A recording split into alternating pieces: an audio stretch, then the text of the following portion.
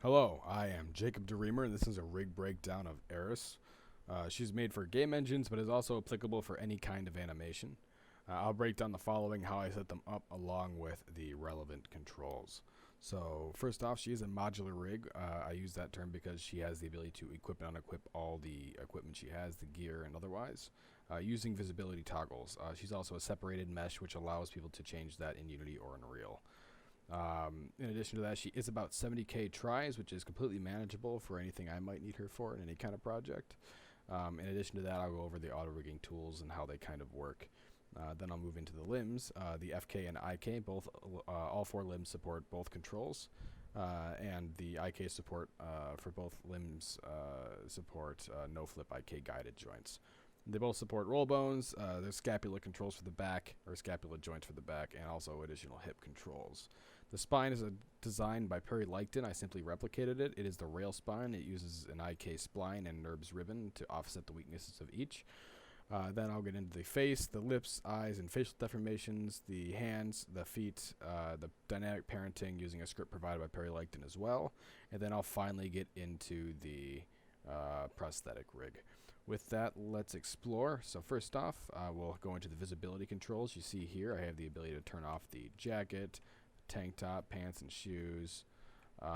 Any kind of equipment that she might have, I have the ability to disable, including even the arm. So you'll see here,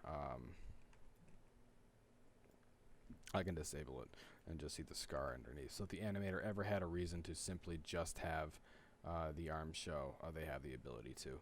I'll bring the prosthetic back as well as some of the clothes, and we'll get started with some of the things available in the arm.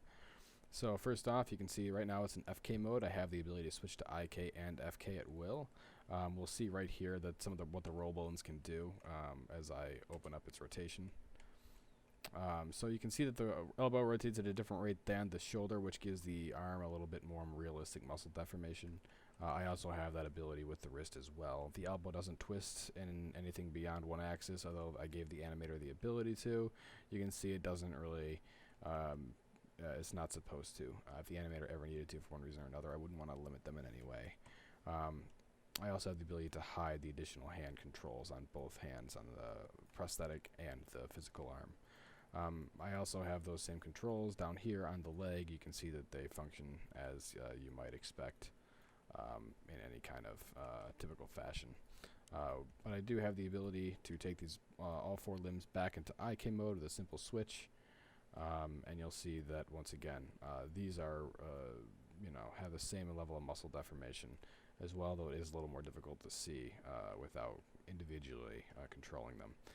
Both limbs, whether it's the legs or the arms, support the no-flip IK, so no matter how close they bring it to the body, it's going to travel along an IK guided pole, kind of like a piston, offsetting the elbows for the pole vector without disrupting its ability to manipulate freely. So with that, the animator is never going to have to worry about the leg snapping in a way they might not want or in a way that's unexpected. They have complete control over it, and they're never going to have to worry about losing the location of the pole vector controls themselves. Meanwhile, on the back, your typical setup would use just a simple clavicle and shoulder joint, whereas I added my own IK scapular controls from the pivot to the end, parent constraining to the chest. So what that allows me to do is with a character like her who consistently is forging, it gives it a little more realistic muscle deformation in the back. It gives me a good, even nice roll for any kind of purpose that might be suited there. And as a character that is very strong, I don't want to limit her in any way or like limit the amount of deformation I might have. I want it to flow and look a little more organic and make it easy for the animator to achieve that. So with that, I accomplished what I set out to do in a way that is very satisfying and easy to use and doesn't take anything away from the animator, as said before. In addition to those controls, or that deformation, we also have the hip controls here. So ordinarily, if you were to move the hip, it would change the entire spine orientation. Sometimes you might want to have a more subtle weight, which you can do with these controls. It'll just change the weight and position of the hips. You can control them both or control one individually for more dynamic posing. Whatever the animator needs to do, they have the ability to. Next, since we're kind of on the topic of the spine and we can get into it, So the spline was developed by Perry Leighton. It uses an IK spline and a NURBS ribbon with the follicle nodes to animate the position of it. You can see that even though I move the chest control, it's moving, but it's bound to the IK spline position. But if I wanted to have it be more NURBS-like, I could turn on this stretch, and I can now control it as if it was a NURBS instead of a IK spline. So I maintain the ability to have both functionally, and it helps a lot in any kind of animation. It also means that I have that twist functionality that I would lose that IK spline in the center controls. From there, let's get into the face. So the face uses a lot of different rig setups, namely the eyes and the mouth. Everything is joint based. There are no blend shapes on the mesh, so there are blend shapes in the eye blink itself on the curves that control them. So there's a series of joints in the center of the eye that go to each vertex position around the eyelid itself. On each end joint position, there's a locator that is bound to a closest point on curve that also goes along the vertex positions. And the curve is bound by selected joints via skinning. So that drives the locators, which drive the eye joints. So even though the eyes, so I don't have to worry about any kind of like mathematical calculations. It's a very simple setup with aim constraints.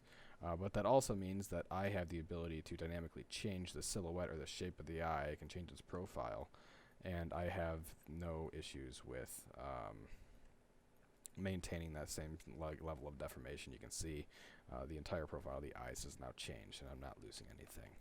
Even more similarly, I have the ability to change the dilation of the eyes. Oh, this is a simple scale constraint. I do want to note that any scaling on any joints is at the leaf end of it, so I don't have to worry about any kind of scale compensation.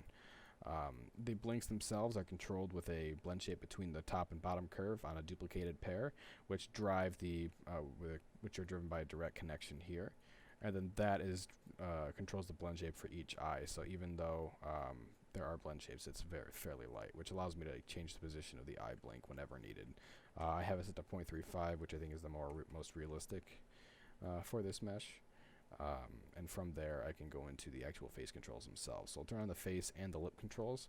There are 4 sets of jaws. There's or 3 sets. There is, I guess actually properly 4. There's one that is static at the top of the base, which controls the upper lip, one that rotates with the base jaw on the IK, which is the lower, and then one for the corners, and then one for these intermediate joints here. And they are all offset as you might expect. The top and the bottom offset to the side corners, and then the corners and the bottom or upper offset the applicable between joint. So I have the ability, so I have a natural amount of like deformation as the jaw might need to speak.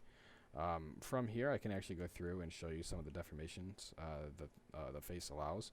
So very quickly I can pull up the face, pull at the lips, grab the cheek controls and drag them out. I can even add in some puff since they support scaling. I even have levator muscle controls here, which when dragged out allows me to get that more realistic puff, even in extremes. And because of this, it allows me to have very easy and very intense manipulated control whenever needed.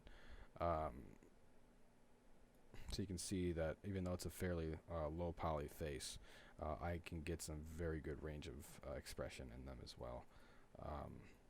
And that is applicable in every aspect of the face as well.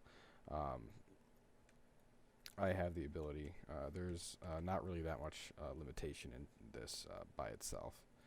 It all seems to work as intended.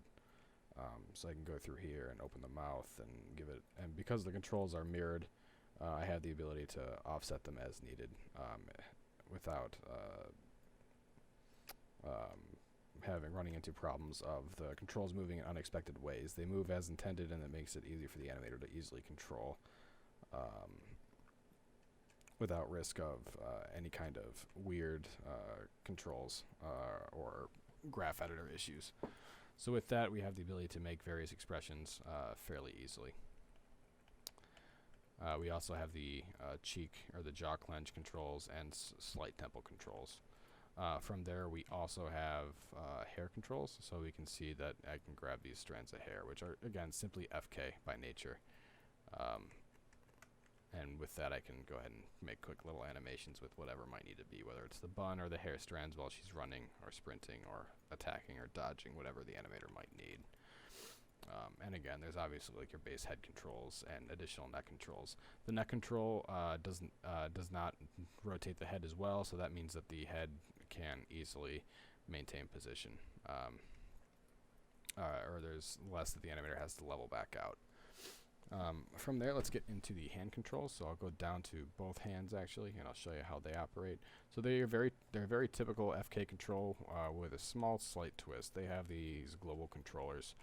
So I have the ability to twist and grip, and also splay the controls as well,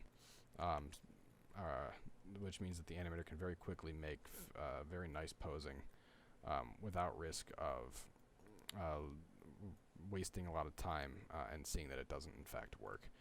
They also have the ability to naturally offset these controls without losing, like they don't have to choose between one or the other. They have access to both at any given time. And these are the same on the other hand as well. You can see that they have the ability to rotate and do what they might want to do at any given time without any issues. And they're fairly simple to use. There's nothing that complicated about them. Always available to the animator at any given time. From there we get into the foot controls. So we have these universal controls for the inverse foot. So they affect the heel, the toe bend, the pivot, and the bank, as well as a total weight shift in the translate. There are also controls for the shoelaces as well, which means the animator can very quickly animate these while running. They don't have to worry about individual FK controls. In addition to those, there's also toe controls that can be hidden on both IK and FK. And so if the player character or Aris is ever without shoes walking around, they can have the ability to animate the weight shift on the foot as well, without having to worry about any kind of issues therein. Finally, let's get into the dynamic parenting of the rig. So I'll turn on all the equipment that she has and show you how they operate. Again, the rig, this script was given to me by Perry Leighton. So how it operates is it allows me to select the base locations for like the hands and such, and I can toggle it on and it'll go to the location that I want it to be in. Some of these have an additional lock just in case to make sure it stays in the position of its starting position. So you can see now that this little fire suppressant fire extinguisher is going to go where I want it to go. And I have the ability to obviously rotate its little lever whenever needed. Because of that, it allows me to not have to worry about the individual controls therein, or have to worry about the animator needing to bind additional locators to whatever they might want to do with it. They have everything at their disposal right away. Things such as this back canister, you can see that the canister is going to follow its little holder, its sheath, but the second I go to the canister control and disable the lock, even though it is originally bound to this location, it can now be taken freely or moved around without being bound to a hand or any other position. Which just gives the animator more free reign. Finally, let's get into the arm controls themselves for the prosthetic. You can see right here there's an arm lock. I'll turn that off and you'll see that I can take it off without any consequence. It can be moved, it can be rotated, translated, keyframed, and I still have control of individual fingers.